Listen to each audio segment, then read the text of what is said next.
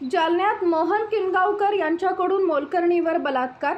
जालना शहरातील गणपती गल्ली भागात मोलकरणीचं काम करणाऱ्या एका महिलेवर अत्याचार केल्याप्रकरणी नांदेड येथील मोहन किनगावकर या नराधमाविरोधात गुन्हा दाखल करण्यात आलाय।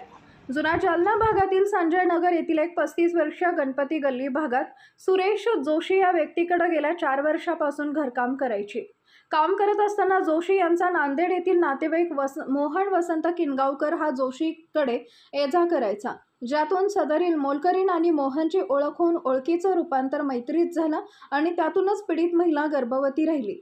दरम्यान या प्रकरणी कदीम जालना पोलीस ठाण्यात नराधम मोहन किनगावकर विरोधात बलात्काराचा गुन्हा दाखल करण्यात आल्याची माहिती पोलीस निरीक्षक सिद्धार्थ माने यांनी दिली आहे। काल दिनांक 8/4/2025 रोजी संजय नगर येथील एक 35 वर्षाची महिला धुनी भांडी करणारी ती आमच्या पोलीस स्टेशनला आली आणि तिने तक्रार दिली की ती 4 वर्षापासून सुरेश जोशी नावाच्या गणपती गल्ली येथील राहणाऱ्या व्यक्तीकडे धुणे भांडी करण्याचं काम करते। त्यांचा जे नातेवाईक आहे त्यांच्याकडं येणारे नातेवाईक त्याच्यात मोहन वसंत किनगावकर नावाचा एक नातेवाईक आहे आणि त्या नातेवाईकाने येणं जाणं असल्याने त्यांची ओळख झाली आणि त्या ओळखीतून हिच्यावरती अनैतिक समागम केलेलं आहे आणि सदर प्रकरणी ती 2.5 महिन्याची गरोदर आहे अशी तक्रार सांगितल्याने सदर प्रकरणी गुन्हा दाखल करण्यात आला आहे आणि तपास आमचे सहकारी अधिकारी BSI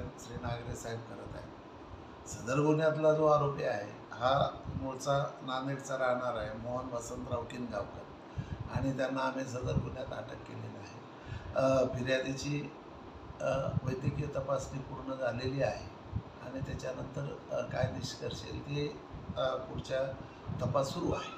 सर त्याच्यावर 2 गुन्हे दाखल झाले असं काही आज पहिले नाही, एकूण या 5-7 दिवसामध्ये आमच्याकडे 3 असल्या घटना घडलेल्या आहेत आणि गुन्हे दाखल